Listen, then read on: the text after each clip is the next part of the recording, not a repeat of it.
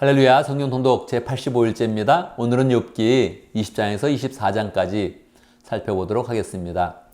욥기는 욥이 재앙을 당했을 때에 세 친구가 찾아와서 충고한다고 하다가 공격하는 그런 말을 하고, 그것이 세 번 돌아갑니다. 친구가 세 번 말하고 그 한 번의 말마다 욥기가 이야기를 하는데, 그것을 한 사이클로 잡았을 때 세 번의 사이클이 돌아가고, 마지막 엘리후가 이야기하고 하나님이 말씀하시면서 욥기 전체가 맞춰지게 되는 것입니다. 오늘은 두 번째 사이클 중에 마지막 소발, 세 번째 사람 소발이 이야기하고 욥이 답변하고, 그리고 다시 또 세 번째 사이클로 들어와서 엘리바스가 이야기하고 욥이 답변하는 그런 내용으로 진행이 되고 있습니다.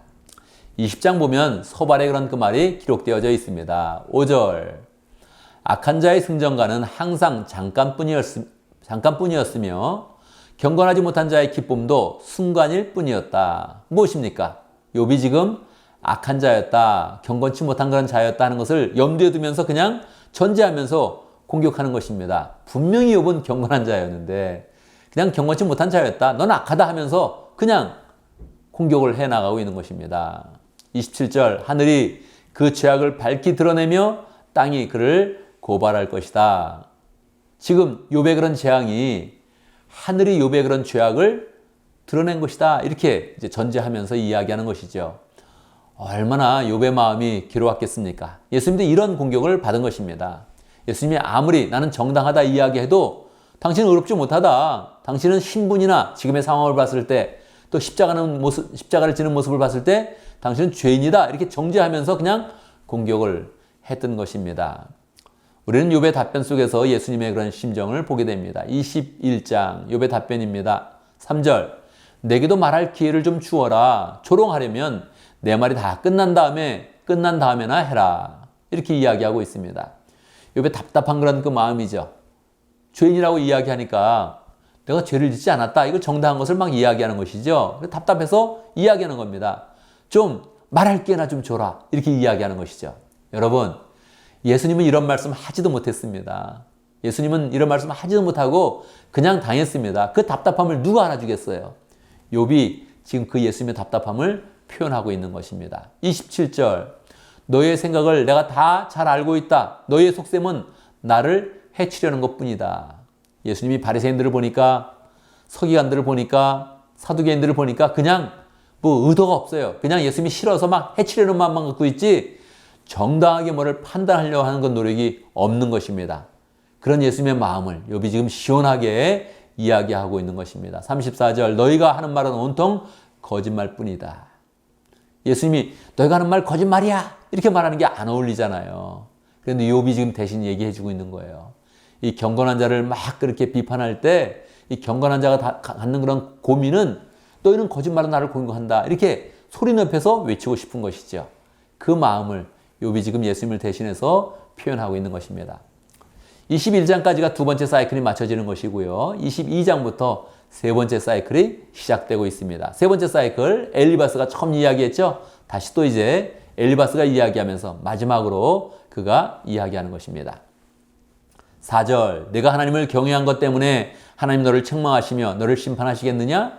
반문을 하면서, 아니 하나님이 너를 그냥 심판하시겠어? 너의 죄악이 있겠지, 이렇게 하면서 이야기를 하는 거예요.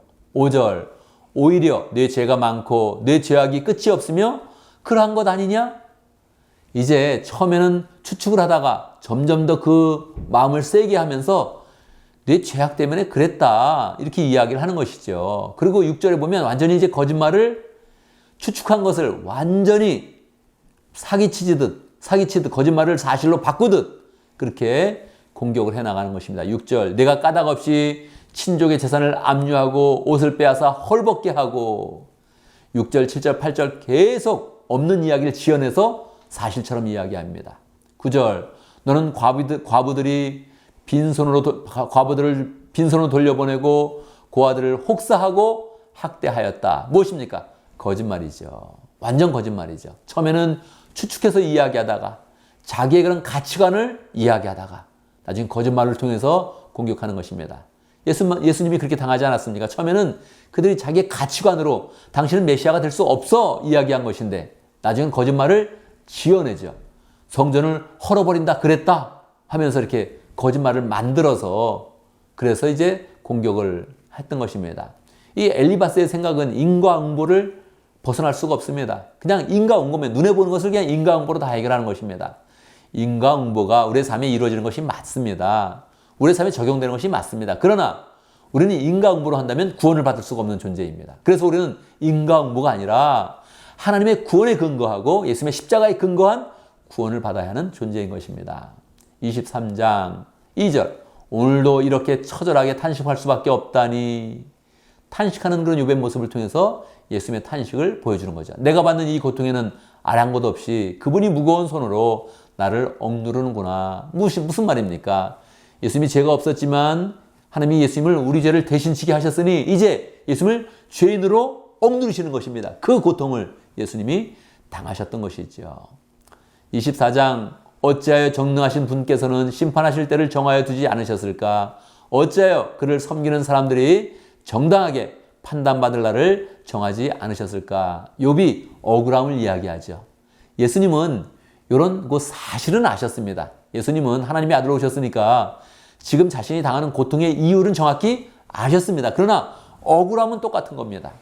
알든 모르든 억울함은 똑같은 겁니다. 그래서 예수님의 억울한 그런 상황을 지금 욥이 이야기해 주고 있는 것이죠.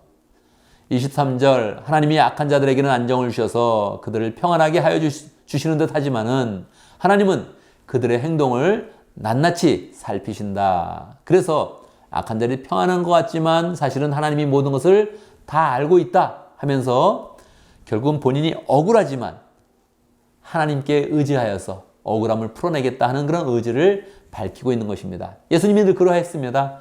상황은 너무 억울했지만 계속 하나님을 의지하면서 하나님께 의지해서 그 모든 억울한 상황을 풀어내겠다 하는 의지로서 그 모든 그런 어려움을 이겨내셨던 것입니다.